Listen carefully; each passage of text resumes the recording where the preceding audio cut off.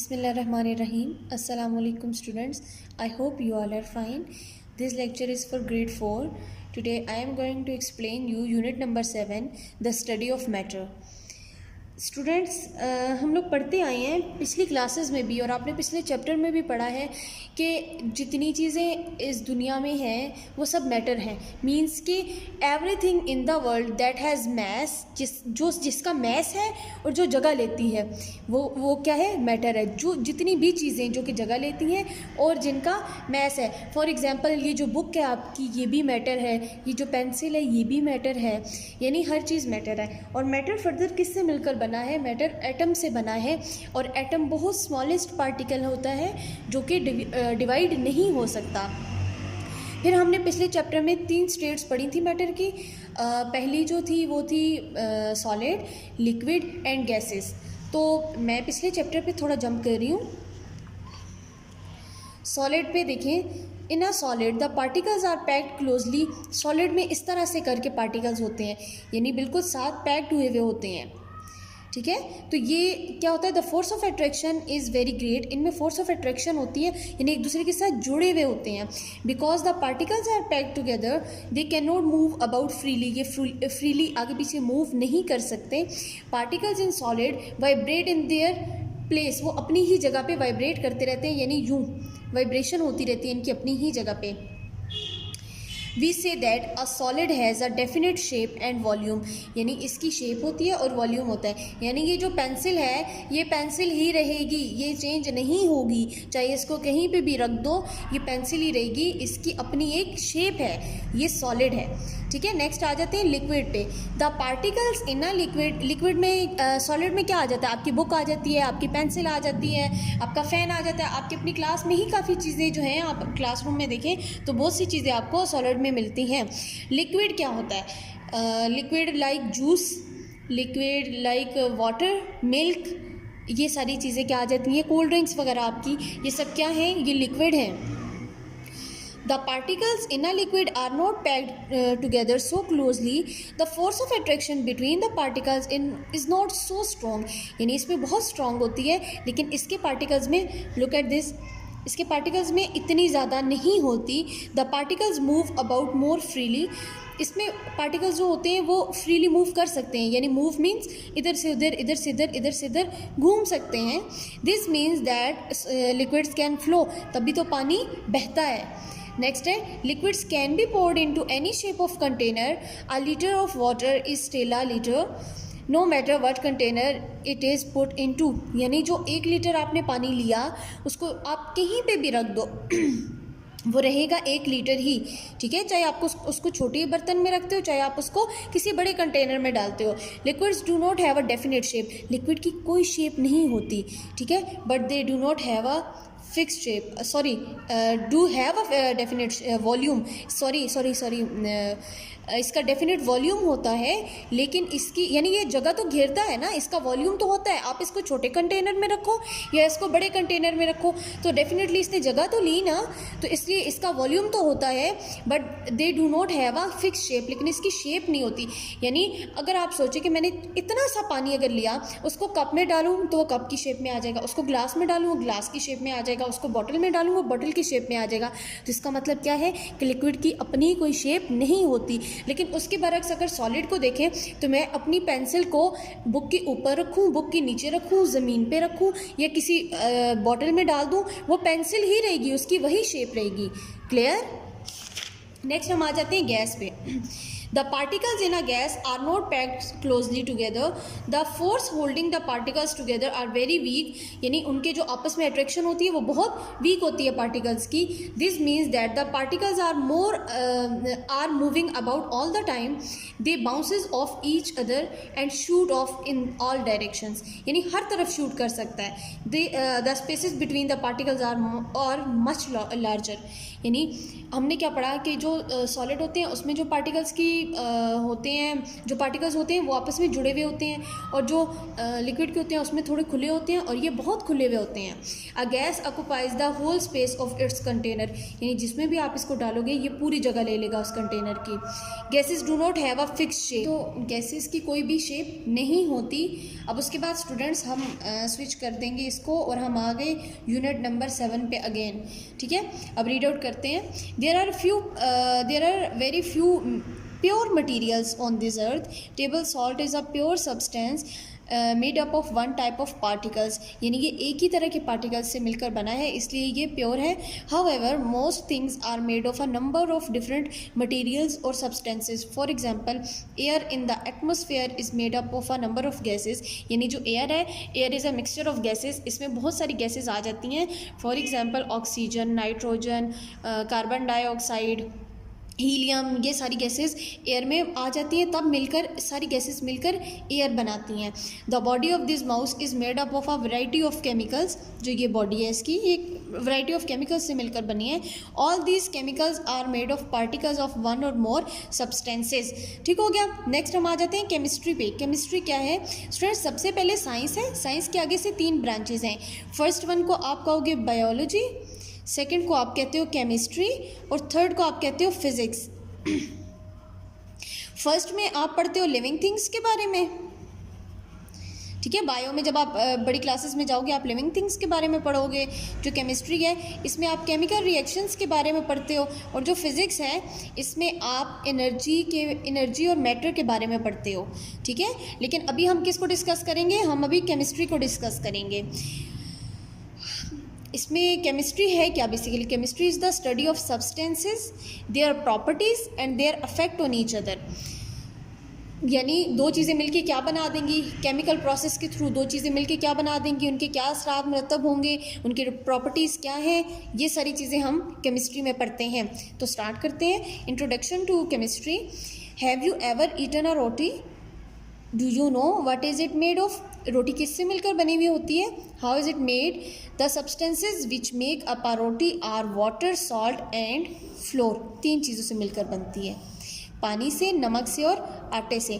Water is a liquid, it has a definite volume but it does not have a definite shape. Again वही liquid वाली बात आ गई ना, ये second state है ना, वाटर सेकंड स्टेट है, तो वो क्या कह रहा है? It has a definite volume but it does not have a definite shape. इसकी शेप नहीं होती, लेकिन हाँ वॉल्यूम ज़रूर होता है। वॉल्यूम क्यों होता है? क्योंकि आप इसको जिस भी जगह पे डालेंगे, जिस भी कंटेनर में डालेंगे, इसने वहाँ पे जगह घेरनी है। It does not smell of anything in particular and you can see through it. ये ट्रांसपेरेंट होता है, इसमें से लाइट गुजर सकती है, आप इसमें से देख सकते हैं। These are some of the properties of water. Can you think of any other properties of water? ये क्वेश्चन। नेक्स्ट है what are the properties of flour and salt, और ये क्वेश्चन, ये दोनों क्वेश्चन आप आगे एक्सरसाइज में डिस्कस करेंगे, इसलिए मैं अभी यहाँ पे डिस्कस नहीं कर रही। नेक्स्ट कह रहा है when these 3 substances are mix together they form dough.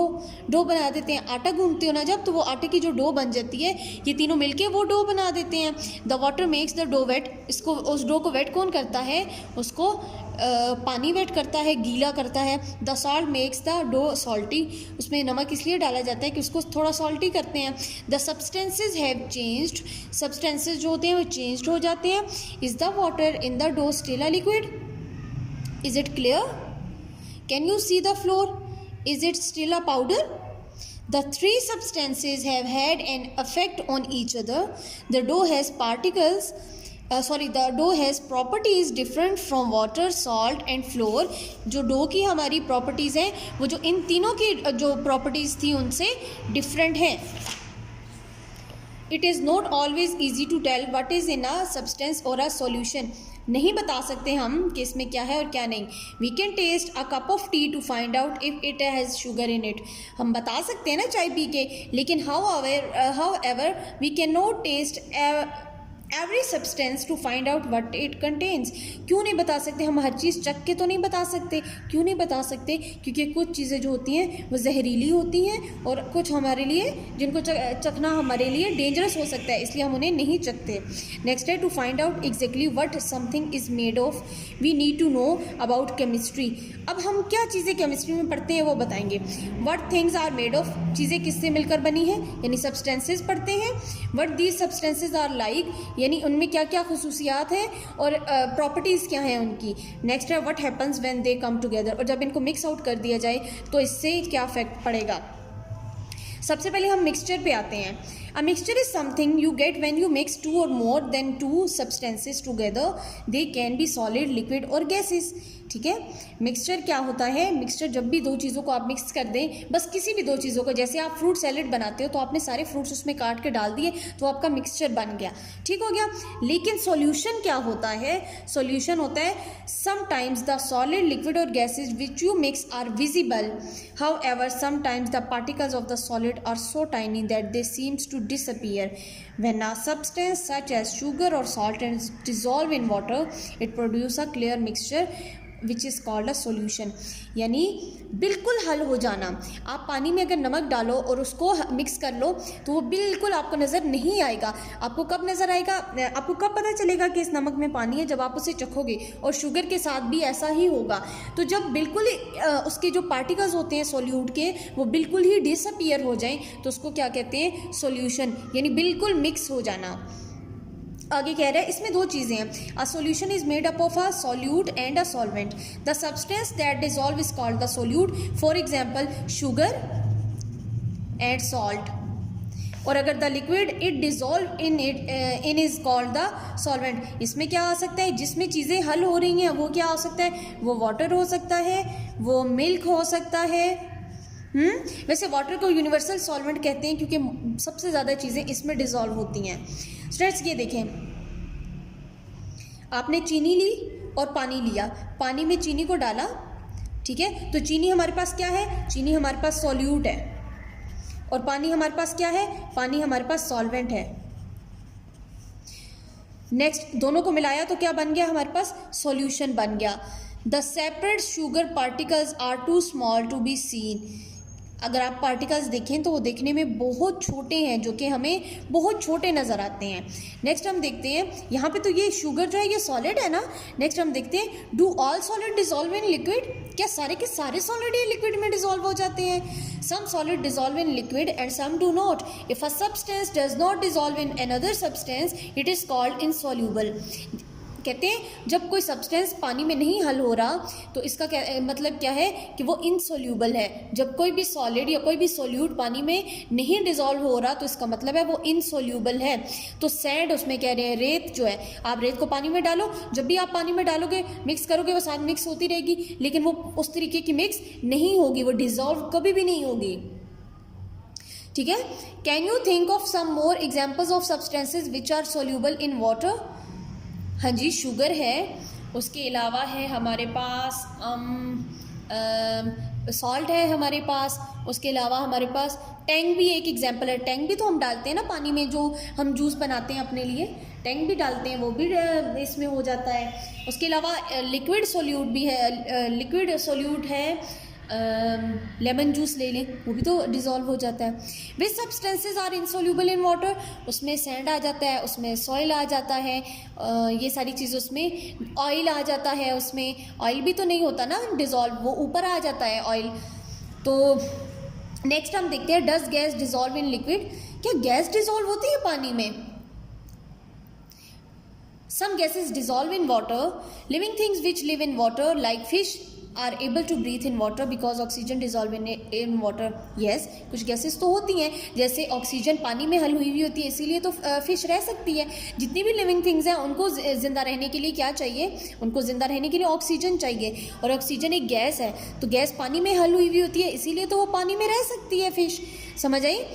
अब एक और गैस भी आ जाती है, कार्बन डाइऑक्साइड। कार्बन डाइऑक्साइड क्या करती है? The gas in Fiji drinks is called carbon dioxide. जो भी हम कोल्ड ड्रिंक्स पीते हैं उनमें जो गैस होती है वो कौन सी होती है? Carbon dioxide. क्यों कार्बन डाइऑक्साइड डाली जाती है? क्योंकि उसका टेस्ट बेटर हो, इस वजह से। It stage in the bottle only under pressure, when the top is taken of the pressure is released and the gas escapes. क्या होता है? जब भी आप खोलते हो, पेप्सी की बॉटल खोलते हो, कोक की खोलते हो, कोई भी कोल्ड ड्रिंक खोलते हो, तो क्या होता है? ऊपर से जब निकालते हो तो एकदम से गैस ऊपर आती है और सारे वो क्या होता है कि वो नीचे गिरने लग जाता है। क्यों? क्योंकि गैस को जगह चाहिए होती है। गैस का जब प्रेशर ख़त्म होता है तो गैस बाहर निकल आती है। आगे आ जाते हैं मेथड ऑफ सेपरेशंस। कुछ मेथड ऑफ सेपरेशंस हैं, इन पर डिटेल में नहीं जाऊंगी। सबसे पहले जो हमारे पास आ जाता है, chemists separate substance from each other to find out what is in them. For example, imagine salt, sand and iron filling are all mixed together. यानी salt भी, sand भी और iron filling का मतलब है बहुत छोटे छोटे पार्टिकल्स किसके? आयरन के। Here is a way in which we can separate them. तो उसमें कौन कौन से आ जाते हैं? अब तरीका देखिए पहले। We can remove the iron filling by using a magnet. जब आप मैग्नेट उस पर लगाओगे तो वो जो छोटे छोटे पार्टिकल्स हैं ना, वो उसके साथ अट्रैक्ट होना शुरू हो जाएंगे, उसके साथ शुरू हो जाएंगे अट्रैक्ट करना और उसके साथ चिमट जाएंगे। नेक्स्ट में क्या होगा? We can put the remaining substance into water. The salt will dissolve, the sand will not. Salt क्या होगा? डिज़ोल्व हो जाएगा, बीच में पानी में हल हो जाएगा। सॉल्ट विल डिज़ोल्व हो जाएगा, तो सैंड क्या होगी? सैंड तो डिज़ोल्व नहीं होगी। फिर क्या होगा? We can strain the liquid through a filter, the sand will be separated. तो आप क्या करोगे? स्ट्रेन कर लोगे, यानी आप स्ट्रेनर रखोगे और उसमें से पानी को गुजारोगे। ये देखो, तो रेत ऊपर रह जाएगी, जैसे हम टी के साथ करते हैं। हम कप में टी कैसे डालते हैं? बीच में स्ट्रेनर रखते हैं, ऊपर से चाय आती है, चाय नीचे लिक्विड जो होता है वो नीचे चला जाता है और जो हमारी टी होती है वो ऊपर रह जाती है। We can heat the water. अब पीछे क्या रह जाता है? यहाँ पे हमने क्या किया? हमने यहाँ पे आयरन को अलहदा किया, ठीक हो गया। यहाँ पे हमने किसको अलहदा किया? हमने सैंड को अलहदा किया। तीसरी चीज़ रह जाती है सॉल्ट, नमक। इसको किस तरीके से अलहदा करेंगे? We can heat the water till it all evaporates, the salt will remain. जब भी आप पानी को रखोगे, पानी को आप रखेंगे किसके अंदर? चूल्हे पे रखेंगे और उसका वो जब बॉईल होता रहेगा तो वो वाटर वेपर्स बन के उड़ते रहेंगे और उसके बाद क्या होगा? नीचे जो क्रिस्टल्स बन जाएंगे वो आपका सॉल्ट है। अब वो कह रहे हैं as you have seen in the above example different methods are use to separate different mixtures. यानी हर चीज़ को किस में से निकाला गया? डिफरेंट मेथड के थ्रू निकाला गया। जैसे हमने इसके लिए आयरन फिलिंग यूज़ किया, अच्छा इसके लिए हमने सैंड के लिए हमने क्या यूज़ किया? हमने फिल्ट्रेशन यूज़ किया और इसके लिए इवेपोरेशन यूज़ किया। तो हम फिल्ट्रेशन पे आते हैं। Filtration is a method use to separate insoluble solid. Insoluble solid मतलब ऐसे सॉलिड जो पानी में हल नहीं हो सकते। फॉर एग्जाम्पल, मैं अगर एक गिलास में रेत डाल लेती हूँ, ठीक है, तो वो नहीं होगी डिज़ोल्व उसमें, वो इनसोल्यूबल सॉलिड है, वो कभी भी डिज़ोल्व नहीं होगी। The filter paper is folded into the shape of a corn like this one, ठीक है। ये इसके ऊपर रख दिया, ये देखें, ये इसके ऊपर रख दिया, तो फिर क्या हुआ? The mixture of insoluble solid and liquid is pass through the filter paper. या फिल्टर पेपर लगाया गया, उसमें से क्या किया गया? वो डाला गया। तो अब क्या होगा? अब यहाँ पे नीचे जो है ये सारा लिक्विड आ जाएगा, जितना पानी है वो सारा नीचे आ जाएगा और जो रेत है वो इसके ऊपर रह जाएगी। और वो जो ऊपर रेत रहेगी है ना, उसको हम कहेंगे रेजिड्यू, और जो नीचे आ गया है उसको हम कहेंगे फिल्ट्रेट। आगे आ जाते हैं sedimentation and decantation. This method is also use to separate insoluble. इसमें भी इनसोल्यूबल सॉलिड है।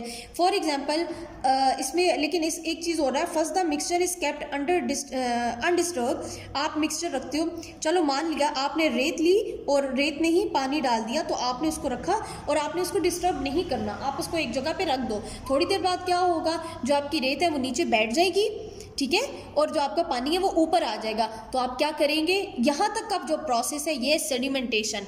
अगर डीकेंटेशन क्या होगा?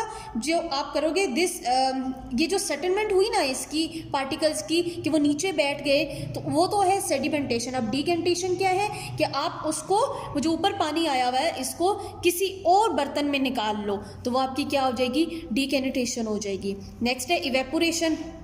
How do we get salt out of water? Salt is soluble in water. You cannot use the filtration method to separate soluble substance from a mixture. आप filtration नहीं use कर सकते उस टाइम तक जब तक वो insoluble solids ना हो. यहाँ पे तो वो हल हो गए, तो इसलिए आप नहीं use कर सकते. To remove salt from sea water, तो आप क्या करेंगे? You will have to use another method called evaporation. आप evaporation use करेंगे. Evaporation क्या है? Do you remember what happens to water when it is boiled? It changes into steam. क्या water vapours बनना शुरू हो जाते हैं, स्टीम बनना शुरू हो जाती है, वो गैस उड़ने लग जाती है जब आप पानी को बॉईल करते हो. It evaporates and the salt remains in the container. तो क्या होता है कि पानी उड़ जाता है और जो नीचे क्रिस्टल्स बनते हैं वो क्या होता है? सॉल्ट उसी कंटेनर में रह जाता है. In this way the salt is separated. तो सॉल्ट सेपरेट हो जाता है. नेक्स्ट है मैग्नेटिक मेथड ऑफ सेपरेशन. ये क्या होता है? Magnets are used. मैग्नेट क्या होता है? मकनातीस को मैग्नेट कहते हैं.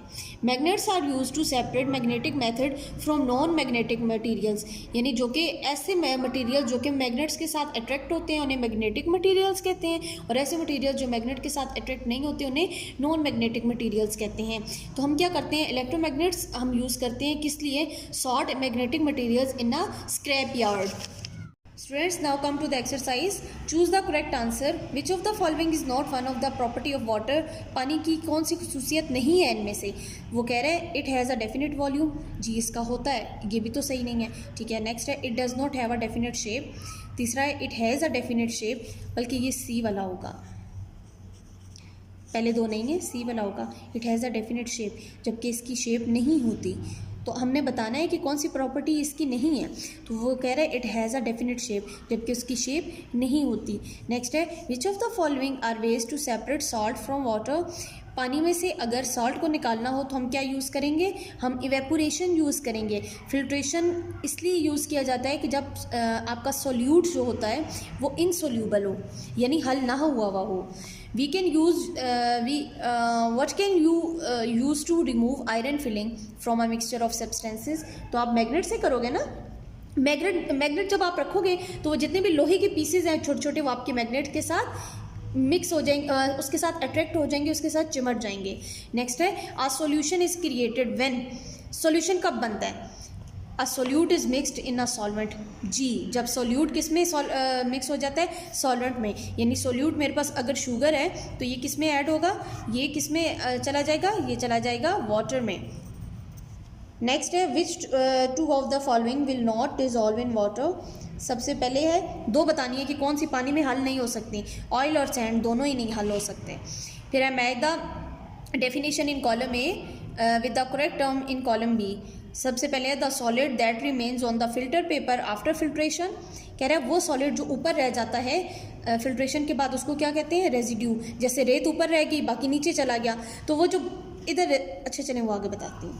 The liquid that passes through the filter paper. जो लिक्विड उसमें से गुजर गया, जो नीचे चला गया, उसको हम क्या कहेंगे? Filtrate. The method use to separate heavier solid particles from a liquid. तो उसको कहेंगे decantation. When particles in a liquid fall to the bottom, वो जब नीचे बैठ जाएंगे तो उसको कहेंगे sedimentation. The method of separation in which the liquid is heated it is called evaporation. Students ये आप लोग का यहाँ तक चैप्टर कवर हो जाता है. नेक्स्ट आगे ये देखिए in your notebook right a few properties of the following substances. ये आपने अपनी नोटबुक पे करना है. ये दोनों आपको in the form of notes आपको दे दिए गए हैं, वहाँ से देख के आपने ये दोनों किस पे करने हैं. इसकी प्रॉपर्टीज़ मैंने आपको बता दी हैं. Give two properties for each of the following. इन तीनों की प्रॉपर्टीज़ मैंने सबसे पहले डिस्कस की हैं और इनकी हमने दरमियान में डिस्कस की. तो ये आपको कहाँ से मिलेंगे? In the form of notes. आप वहाँ से ले सकते हो जो आपको स्कूल नोट्स प्रोवाइड कर रहा है. अपना ख्याल रखिएगा. अल्लाह हाफिज़. Thank you so much.